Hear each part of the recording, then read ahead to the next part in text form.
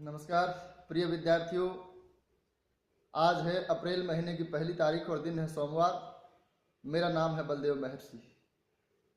जैसा कि हमने पहले बात की थी, आज से हम अपने हिंदी साहित्य के इतिहास को अपने चैनल पर शुरू कर रहे हैं। एक दो बातें बताकर मैं अपना अध्ययन और अध्यापन शुरू करूंगा।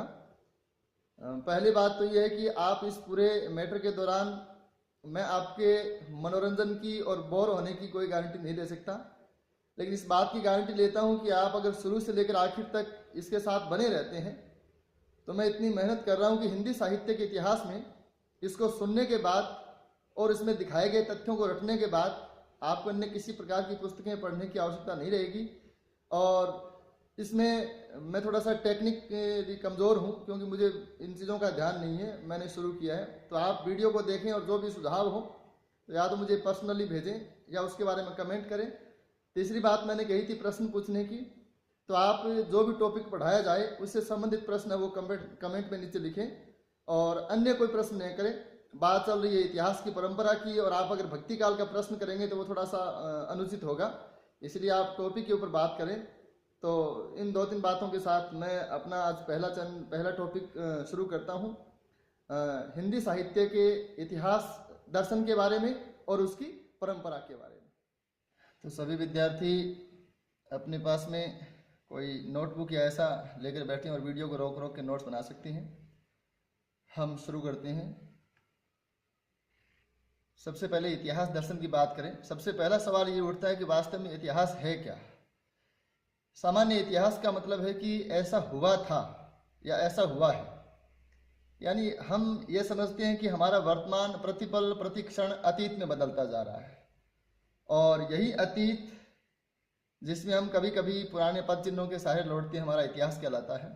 लेकिन सामान्य इतिहास में और हिंदी साहित्य के इतिहास में एक बहुत गहरा अंतर होता है और वो यह है कि सामान्य इतिहास जहाँ राजनीति केंद्रित होता है, सत्ता केंद्रित होता है और उसमें समाज, धर्म, संस्कृति आदि अनेक तत्वों पर विचार किया जाता है, जबकि साहित्य का इतिहास समाज के कुछ विशेष लोगों द्वारा विशेष क्रियाएं जो की जाती है उनका इतिहास होता है।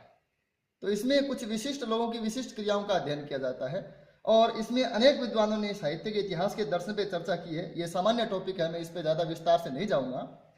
फ्रेंच विद्वान टेन का नाम आता है, जिसने हिंदी साहित्य का विश्व के किसी भी साहित्य के इतिहास पर चर्चा करने के लिए या उसमें कौन कौन सी बातों को शामिल किया जाना चाहिए इसके 3 तत्व स्वीकार किए हैं: जाति, वातावरण और क्षण विशेष। जाति का मतलब वो संप्रदाय, एक वर्ग विशेष, उसकी कौन कौन सी गतिविधियां रही, और क्योंकि साहित्य समाज का एक प्रकार से प्रतिबिंब होता है तो जाति के बारे में जानना, यहाँ जाति का बहुत व्यापक अर्थ है।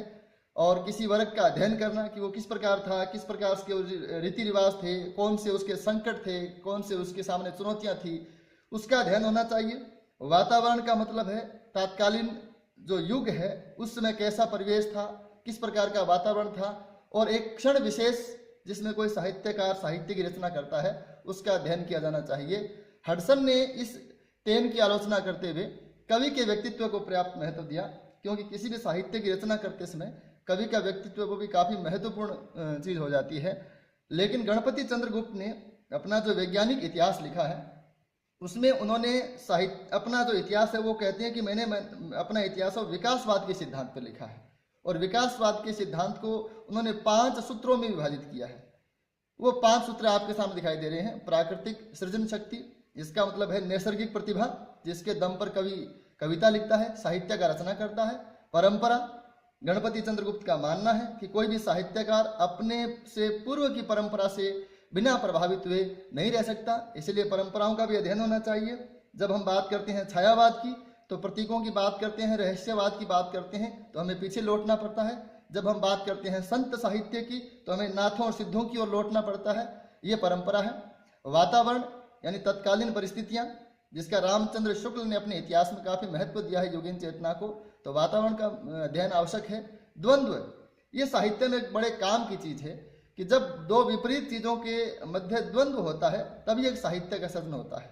असल में कवि कविता लिखता ही इसीलिए है क्योंकि उसके भीतर कुछ और है और बाहर कुछ और है। इस भीतर बाहर के अंतर को मिटाने के लिए ही कवि कविता करता है। और 5वां तत्व गणपति चंद्रगुप्त कहते हैं संतुलन।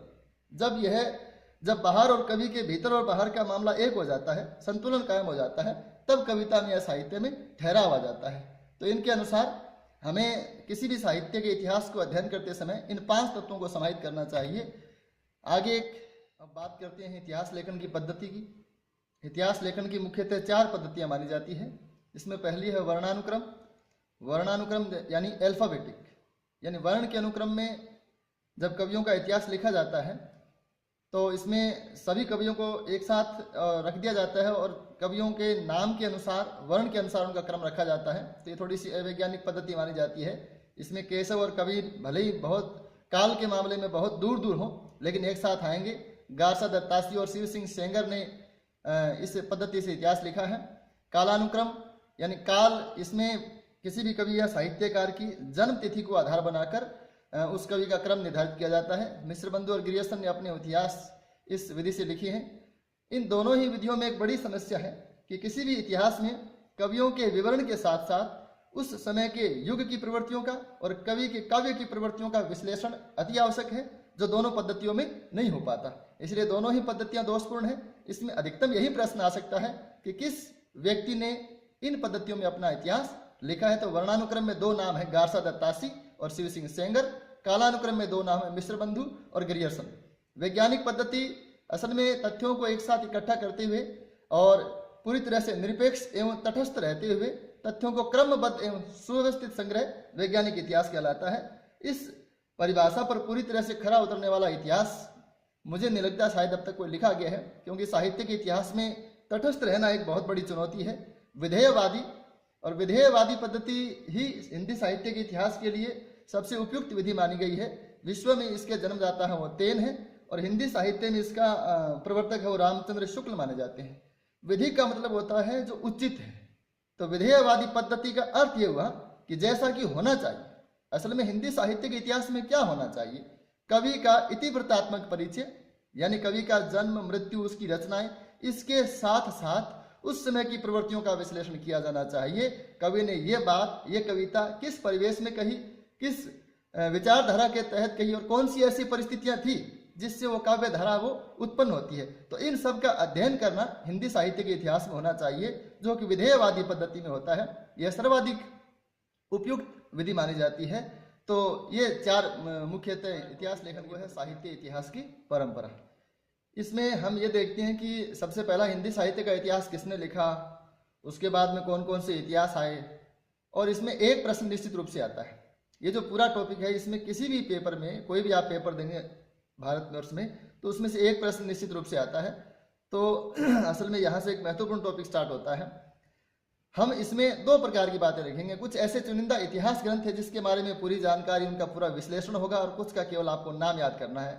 तो इसमें जब विधिवत रूप से हिंदी साहित्य के इतिहास प्रारंभ हुए, उससे पहले ही मध्यकाल के आसपास कुछ किताबें हमें ऐसी मिलती हैं जो वास्तव में इतिहास तो नहीं है, यानी उनके लेखकों का उद्देश्य कोई इतिहास ग्रंथ लिखना न होकर एक सांप्रदायिक ग्रंथ लिखना था। जैसे 252 वैष्णव की वार्ता और 84 वैष्णव की वार्ता गोकुलनाथ ने लिखी है, तो असल में वैष्णव भक्तों की महात्म्य की कथा है। ये ठीक वैसा ही है जैसे शुक्रवार आदि की कथा कही जाती है।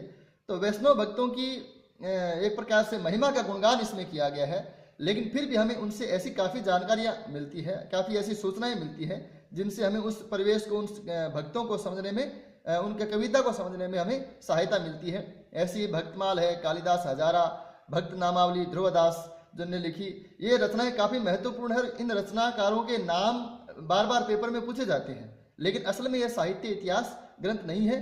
साहित्य इतिहास लेखन का प्रथम प्रयास गारसा दत्तासी ने किया है। वहां से हम असल में हिंदी साहित्य के इतिहास की परंपरा का प्रारंभ मानते हैं। साहित्य इतिहास लेखन की परंपरा वहीं से शुरू होता है। उसको हम देखेंगे अगले वीडियो में। अब तक मेरे साथ बने रहने के लिए बहुत बहुत धन्यवाद, शुक्रिया।